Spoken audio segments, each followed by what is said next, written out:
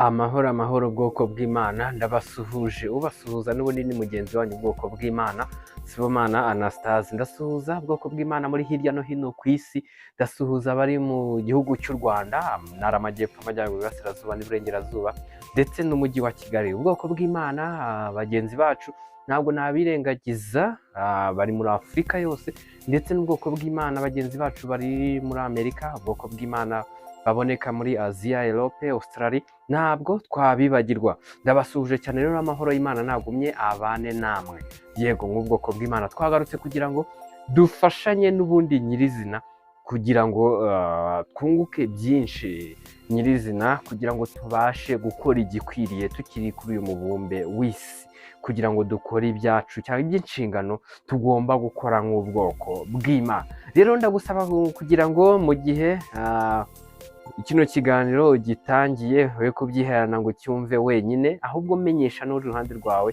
kandi unacyoherereze mugenzi wawe mu buryo bwose bushoboka kugira ngo ibyiza n'ubundi utaza kubyisangamo wenyine ahubwo usangize n'abandi bwoko bw'Imana rero nagira ngo mbasabe mu gihe dutangiye twiga rino somo n'ubundi turi mu kiganiro n'ubundi cy'uruhererekane tuvuga ku ntego nyamukuru y'ubuzima bw'ikiremwa muntu kuri uyu mubumbe w'isi ariko nyirizina menyesha bagenzi bawe nabo igikwiriye kuba twakora turi kuri uyu mubumbe w'isi nyirizina rero iki ni ikiganiro cy'uruhererekane hari ibyabanje hari n'ibizakurikiraho kuri kino kiganiro kugira ngo tubisobanukirwe cyangwa tubyinjiremo mu buryo bwimbitse tutagira icyo dusigaza ku ruhande byaba ari ikibazo kuba wari uri ahantu nyirizina ugasanga icyo wahakoze si cyo wagombaga kuhakora kandi gusubiza igihe inyuma bitari buze kugukundira rero iki ni igihe cyo kugira ngo dukorane imbaraga nyinshi cyane kandi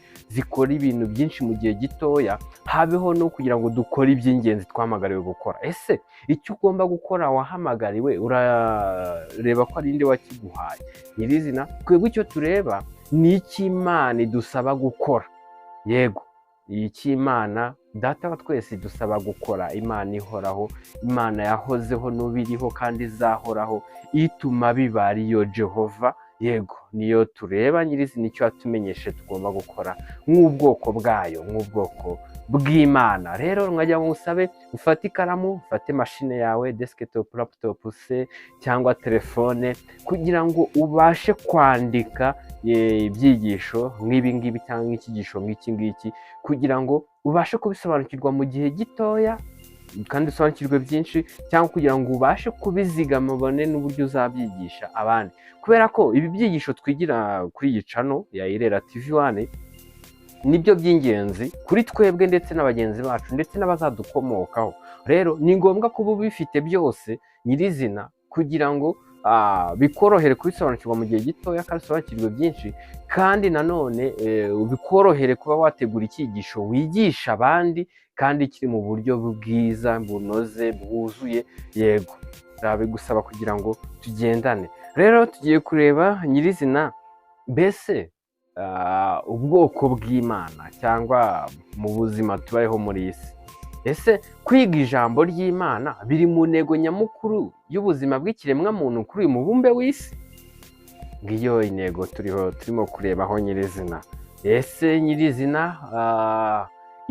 kwiga ijambo ry'Imana byaba biri mu ntego nyamukuru y'ubuzima bw'ikiremwa muntu kuri uyu mubumbe w'isi aho nasubiza yego ase birakwiye yuko tubirebaho byose tukareba n'icyo Bibiliya ibishimangiraho cyangwa ibivugaho hano n'ubundi tutarahinjiramo ubwoko bw'Imana tuboneka hirya no hino ku isi kubw'ubuntu bw'Imana muri Kristo Yesu kuko Yesu Kristo mu gihe yari ataraza ubwoko bw'Imana twabonekaga cyangwa babonekaga mu gihugu cya Isiraheli gusa ubwoko bw'Imana n'ubundi intego yacu ni ukumenyekanisha ukuri kw'ijambo ry'Imana ndetse no kumenyekanisha by'umwihariko inzira y'ukuri ijya mu bwami bw'Imana ndetse ubwoko bw'Imana buri gihe buri hantu kuri buri gikorwa duhoza umutima ku by'iwacu mu ijuru tugaruke n'ubundi ku ntego yacu nakubaza iki kibazo ukadusubizaho kugira ngo dufatikanye nanjye aricyo ndabisubizaho ariko nawe hari icyo wabivugaho unyuze muri komenti cyangwa ukabibaza mugenzi wawe nawe mwegeranye cyangwa n'amutegeranye ukamwoherereza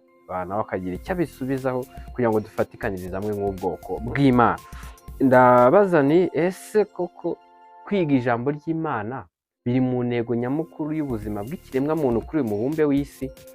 Ikindi kibazo kiragira kiti ese ko ibyanditswe bigaragaza ko mu bwami bw'Imana hinjirayo umuntu wize ijambo ry'Imana gusa, wowe ubyumva ute?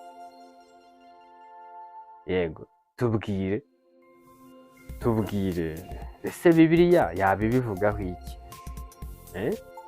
Ese ku ibyanditswe bigaragaza ko mu bwami bw'Imana hinjirayo umuntu wize ijambo ry'Imana gusa, wowe ubyumva ute? Dufashe nyirizina tubwire n'icyo Bibiliya ibivugaho, kuko buri wese icyo avuga agomba kubihamisha icyo Bibiliya yabivuzeho, kugira ngo tumenye koko nimba biri mu by'Imana yabivuze, ari biri mu by'Imana yavuze.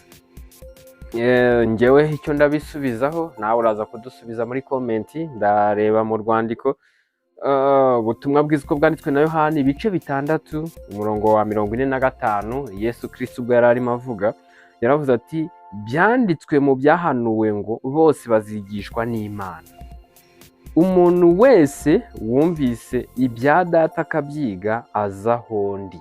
Nguyu niwe Yesu Kristo wabivugaga, yerekanye yuko ngo abantu bose bazigishwa n'Imana. Yego, kandi umuntu wese wumva iby'Imana akabyiga niwe ubasha kwizera Yesu Kristo. None kwizera Yesu Kristo cyangwa kujyaho Yesu Kristo ariko ari byo biraza guhesha ubwami bw'Imana, urumva yuko kwiga ijambo ry'Imana bitari itegeko cyangwa bitari mu ntego nyamukuru y'ubuzima bw'ikiremwamuntu ku isi? Yes, biraza bigaragare yuko, kandi birimo no kugaragara dushingiye ku cyo Bibiliya ivuga, kwiga ijambo ry'Imana biri mu ntego nyamukuru y'ubwoko bw'Imana kuri uyu mubumbe w'isi, cyangwa ku muntu wabonetse kuri uyu mubumbe w'isi. Kwiga ijambo ry'Imana ni iby'ingenzi, kuko kubyiga nyirizina umuntu arabyiga byigishijwe n'Imana.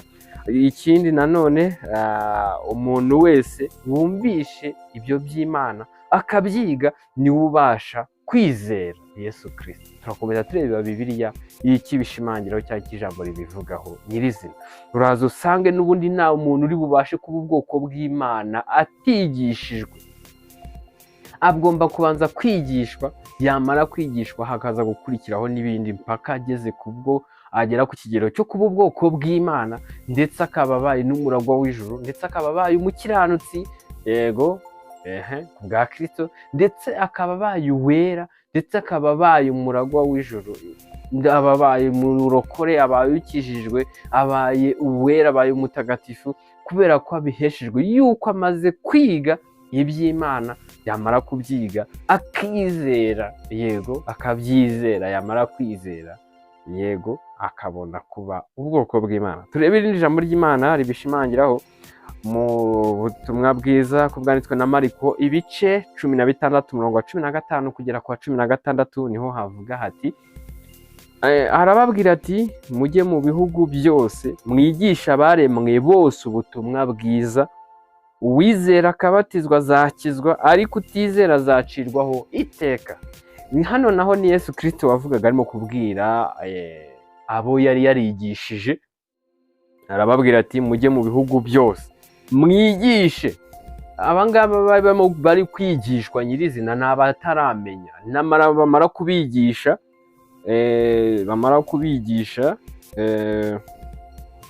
nibamara kubigisha ubutumwa bwiza, uwizera uwo nguwo akabatizwa azakizwa. Urumva umuntu azajya kwizera ariko yamaze kwigishwa. Harabanza aze kwigishwa, aze kwemera, yizere, aba arakijijwe. Noneho ariko ngo uzigishwa niyizere, uwo ngo azacirwaho iteka cyangwa azajya mu irimbukiro. Yego, n'irindi jambo ry'Imana mu butumwa bwiza uko bwanditswe na Yohani igice cya mbere umurongo wa 12 naho harabihamya hati, icyakora abamwemeye bose bakizera izina rye yabahaye ubushobozi bwo kuba abana b'Imana. Iri jambo naryo rirabishimangiye cyane yuko babandi bamaze kwigishwa bakemera ibyo bigishijwe ndetse bakizera, abo ngabo bazaba abana b'Imana cyangwa bahabwa ubushobozi bwo kuba abana b'Imana, ariko biturutse kwiga rya jambo. Hano rero uraza usange n'ubundi ijambo ritwereka nuko kwiga ijambo ry'Imana ari intego nyamukuru y'ubuzima bw'umuntu kuri iyi si. Uraza usange kwiga Bibiliya, dore ko mu kiganiro cyatambutse twabonye yuko umuntu ari ugomba gushaka uko yamenya iby'Imana ishima. Ni umuntu niba ushaka agomba gushaka uko ari buze kugira gute kwiga, yego kwiga ibyo byanditswe. Rero kwiga ijambo ry'Imana cyangwa kwiga Bibiliya, dore ko ariho dusanga muri Bibiliya ariho dusanga ijambo ry'Imana yo yavuze. Rero uraza usange kubyiga ari byo biraguhesha kuba umuragwa w'ubwami bw'Imana. Turareba n'irindi jambo ribivugaho mu rwandiko Pawulo yandikiye Abaroma ibice 10 umurongo wa 17 havuga ngo dore kwizera guheshwa no kumva kukazanwa n'ijambo rya Kristo. Yes, ijambo rirabigaragaza. Tubigenze gute kugira ngo dukore iki? Profite uyu mwanya. Nimba ubonye uburyo bwo kugera kuri uyu murongo wa Irera TV1, ni amahirwe yapfusha ubusa.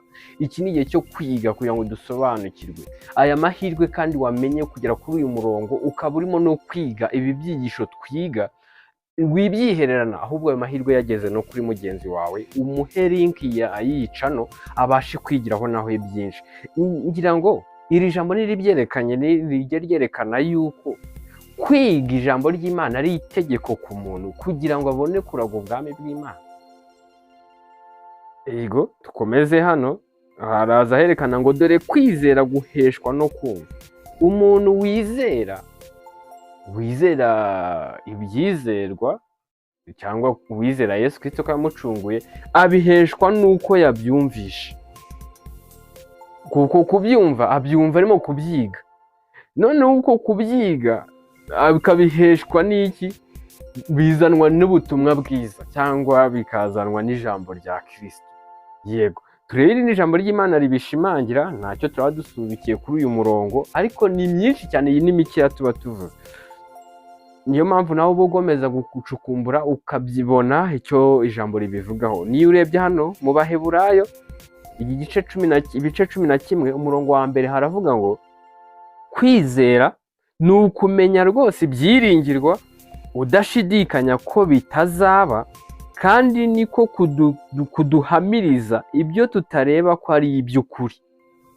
Aha hantu ijambo tubigenze gute? Dukora iki? Ijambo ririmo kumenyeshwa impande n'impande ku isi, ririmo kunyura kuri Irera TV1, ririmo kugana ku bantu benshi batandukanye, rikugezeho nawe wiryihererana. Turimo kubona ko nyirizina kwiga ijambo ry'Imana ari itegeko. Kwiga ijambo ry'Imana biri mu ntego nyamukuru ku kiremwa muntu kiboneka ku isi. Tubigenze gute? Turimo kubamenyesha cyangwa ndimo kubamenyesha icy'ingenzi ugomba gukora mu gihe ukiri kuri uyu mubumbe w'isi, mu gihe ugihumeka, mu gihe igihe cyawe cyo kuba kuri isi kitararangira. Kora icy'ingenzi gikwiriye, iga ijambo ry'Imana.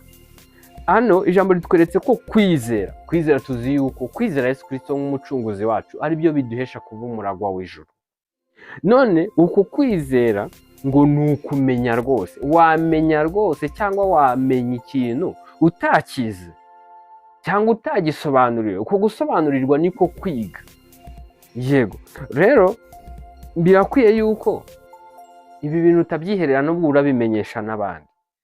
Nuko icyo tubonye cyo igisubizo ku cyo twibazaga, ese kwiga ijambo ry'Imana ni intego nyamukuru cyangwa biri muri bimwe mu ntego nyamukuru y'ubuzima bw'ikiremwa muntu ku isi? Igisubizo ni yego. Ariko nawe nkuko nawe icyo kibazo kirimo kubaza, nawe kirakubaza, subiza muri comment. Ikibazo kikongera kikagaruka kigira kiti ese ko ibyanditswe bigaragaza ko mu bwami bw'Imana hinjirayo umuntu wize ijambo ry'Imana gusa, wowe ubyumva ute? Yego, hinjirayo umuntu wamenye cyangwa asobanukiwe cyangwa wize ijambo ry'Imana.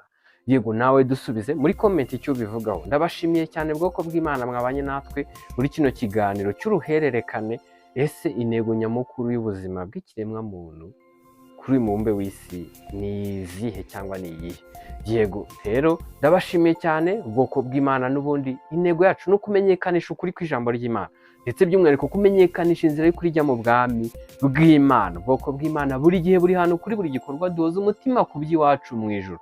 Ni ibintu ntibukabitindeho cyangwa kuba twiga muri ubu buryo, ni uko ubwoko bw'Imana duterwa ishyaka no kwiga ijambo ry'Imana, ndetse no gusobanukirwa icyo Imana Data wa twese ishaka, kugira ngo abe aricyo dukora, kuko aricyo kiraba gikwiriye nk'abazagororerwa ingororano mu bwami bw'Imana nk'abana b'Imana. Ndabashimiye cyane, mwari kumwe na mugenzi wanyu ubwoko bw'Imana Sibomana Anastase.